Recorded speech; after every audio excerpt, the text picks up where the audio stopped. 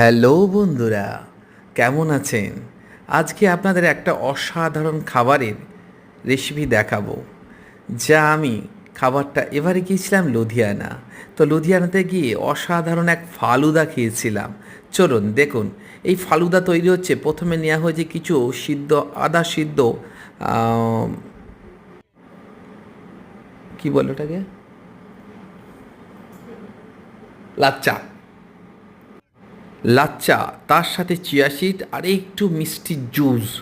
এবার নেওয়া হবে অসাধারণ এক রাবড়ি, যা স্পেশালি লুধিয়ানায় বিখ্যাত। দেখুন এই রাবড়ি আমি শুধুও খেয়ে দেখেছি, অসাধারণ টেস্ট।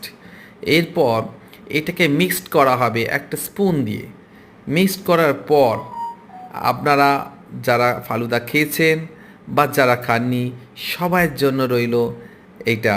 আপনাদের দেখাচ্ছি। দেখুন এটা মিক্সড করা হয়ে গেছে, তার সঙ্গে দেওয়া হবে 2 টুকরো আইসক্রিম।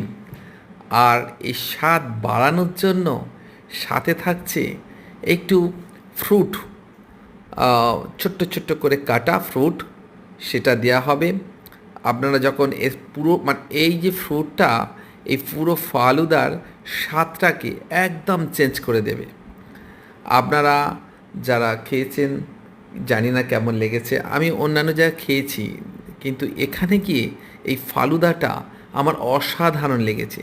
দেখুন কেমন লাগে, সম্পূর্ণটা দেখায়, লুকসটা দেখুন কেমন লাগছে, দেখে নিন।